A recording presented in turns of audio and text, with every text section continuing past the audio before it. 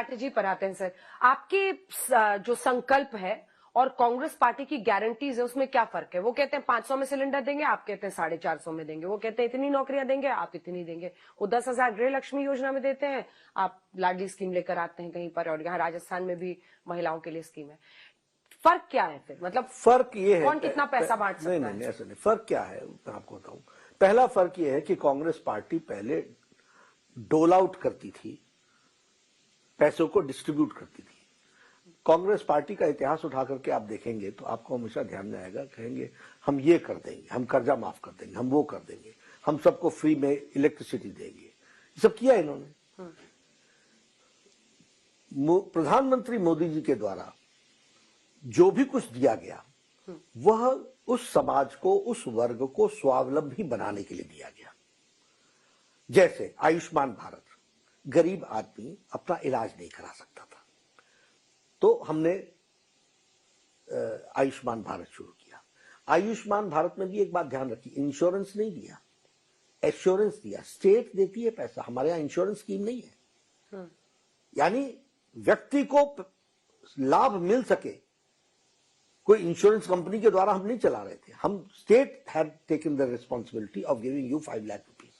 आज उसके चलते क्वालिटी ऑफ लाइफ गरीब आदमी की अच्छी हो गई। हम लोगों ने क्या दिया? प्रधानमंत्री गरीब कल्याण अन्न योजना।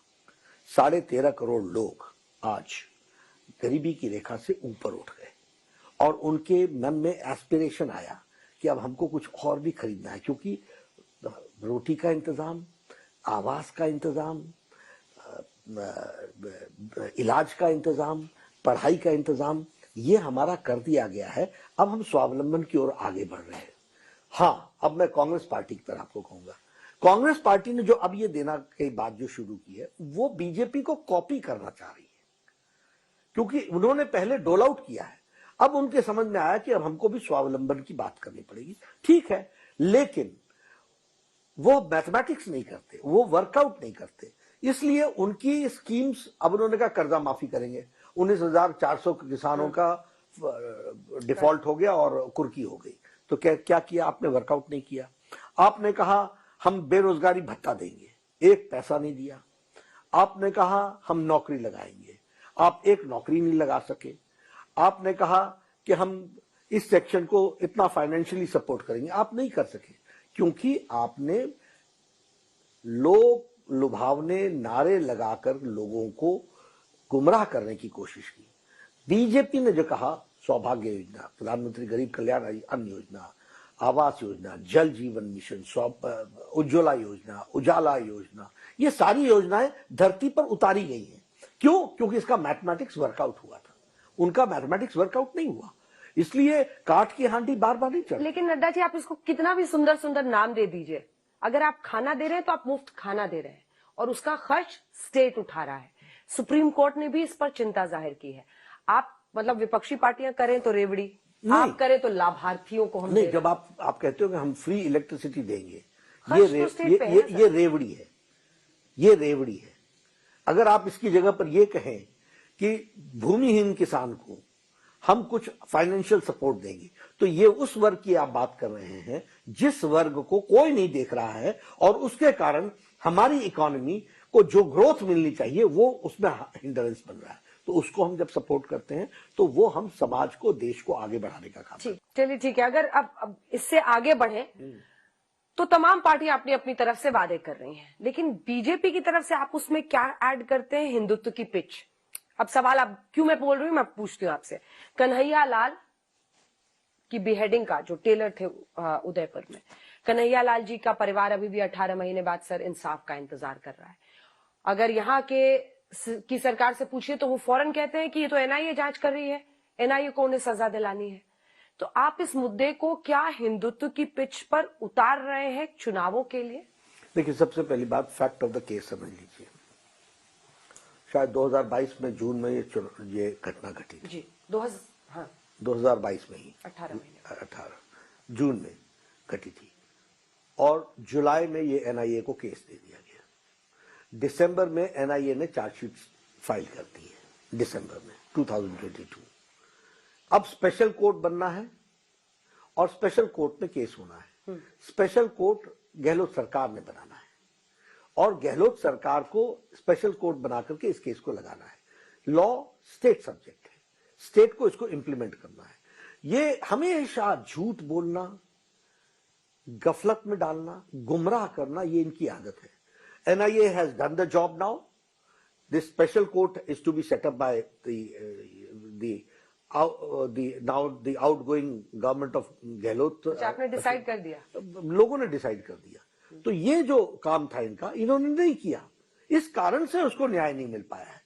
ये कानूनी पेचीदगियों को कोई तारीख से, मैंने तो आपको डेट वाइज बता दिया कि क्या हुआ है। तो अब ये the ball is in the court of the state government, उनको स्पेशल कोर्ट बनाना है, वो अब उनका टाइम जा चुका है। हम आएंगे, बनाएंगे और टाइम पर इसका फैसला। दूसरा बॉल जो आप हिंदुत्व की पिच पर बॉलिंग कर रहे हैं, हिंदुत्व सुनिए ना सर, ये वाला 2008 के जयपुर धमाके, हम लोग जिस जयपुर में मौजूद है, हनुमान मंदिर पर संगनेरी गेट के सामने 2008 13 मई के धमाके, उसको आप 2023 के चुनाव में उठा रहे हैं। क्यों नहीं उठाए? क्यों? इसलिए कि आज भी ये केस अपील के लिए पेंडिंग पड़ा हुआ है और ये 2008 का केस खराब किसने किया? आज एडवोकेट जनरल क्यों नहीं, जब हम रिव्यू पिटीशन की बात करते हैं तो क्यों नहीं उसको आगे परस्यू करते हैं? ये इशू है कि नहीं है? इस इशू को हमको लाना है कि नहीं लाना है? जयपुर ब्लास्ट में जिन लोगों ने जिन्होंने ये क्राइम किया है उनको सजा मिलनी चाहिए कि नहीं मिलनी चाहिए? मिलनी चाहिए तो हम इस आवाज को उठाएंगे। और आप इस आवाज को दबाने के लिए डिलेइंग टैक्टिक्स करते हो, ये जनता के बीच में ले जाना मेरा काम है कि नहीं है? तो हम करेंगे ही करेंगे। और ये हिंदू पिच का सवाल नहीं है, ये राष्ट्रीयता का सवाल है। This is an issue of nationalism. Nation weak होता है, टेररिस्ट एक्टिविटी को प्रोत्साहन देना, इसको मैं एंटी नेशनल एक्टिविटी समझता हूं। आप बहुत गंभीर आरोप लगा रहे हैं अशोक गहलोत पर कि एंटी नेशनल एक्टिविटी उनकी सरकार कर रही है। जो देखिए, इस देश के अंदर कोई बॉम्ब फोड़े और वो पकड़ा जाए, उस पर केस हो, केस में बरी हो जाए, बरी होने का कारण ये बने कि आपके लॉयर्स ने ठीक ढंग से केस को परस्यू नहीं किया, आपने उसको डिफेंड नहीं किया, उसके बाद रिव्यू के लिए जाए, उस रिव्यू को आप परस्यू न करें, तो हम क्या कहें कि आपने बड़ी राष्ट्रभक्ति दिखाई है। तीसरी बॉल जो हिंदुत्व के पिच पर हो रही है सर, वो है आप लोग जो ये तीसरा मुद्दा उठा रहे हैं कि हिंदू त्योहार नहीं मना सकते। सारे हिंदू तो त्योहार मना रहे राजस्थान में कहां मना पाए? रामनवमी का जुलूस, शोभा यात्रा रोक दी गई, कांवड़ यात्रा को निकलने नहीं दिया गया। यहां सरकारें कांवड़ यात्रा को फैसिलिटेट करते हैं, उनके लिए रास्ते बनाते हैं, उनको ठहरने के लिए व्यवस्था करते हैं। ये सरकार का काम है। सरकार ने उनको बैन कर दिया, उनको बनाने नहीं दिया गया, उनको यात्रा निकालने नहीं दी गई। और ऑन रिकॉर्ड मैं बोलना चाहता हूं अंजना जी, PFI के लोगों को भाषण देने का मौका और जुलूस निकालने का मौका इस गहलोत की सरकार ने किया है, which is a banned organisation. तो क्या है ये? और हम इसकी आवाज ना उठाएं, हम लोगों को ये बताएं नहीं? क्यों नहीं बताएंगे? ये देखिए, शासक वो होता है जो सबको बराबर दृष्टि से देखे। शासक वो होता है जो रोके तो सबको रोके, और अगर वो सपोर्ट करता है तो सबको बराबर का सपोर्ट करे। जब आपकी नीयत डगमगा जाती है, किसी एक धर्म विशेष को आप प्रिविलेज देते हो और किसी एक धर्म विशेष को आप रुकावट डालते हो, तो ये आपकी नीयत में खोट है। और इस खोट को राजस्थान की जनता को बताना मेरी जिम्मेवारी है। तो इसी के सिक्के के दो पहलू हैं। आप कह रहे हैं वो मुस्लिम तुष्टीकरण कर रहे हैं और वो कहते हैं कि आप ध्रुवीकरण कर रहे हैं। हम कहां कर रहे हैं? बस हिंदू मुस्लिम कार्ड। हम कहां ध्रुवीकरण कर रहे हैं? आप सोचते हैं कि हिंदू सारे हम कहां ध्रुवीकरण कर रहे हैं? यात्रा निकल रही थी, रोका किसने? कांवड़ निकले थे, क्या गहलोत सरकार ने कोई पैसे दिए थे उनको कि तुम कांवड़ निकालो? ये तो लोगों की आस्था थी। रोका किसने? आपकी सरकार ने रोका, मतलब गहलोत की सरकार ने रोका, पुलिस ने रोका। तो ध्रुवीकरण कौन कर रहा है? आपने शिवालय 300 साल का मंदिर आपने तोड़ दिया, आपने राम का मंदिर तोड़ दिया। ध्रुवीकरण कौन कर रहा है? ध्रुवीकरण गहलोत सरकार कर रही है। और हम तो we are raising the voice of the people.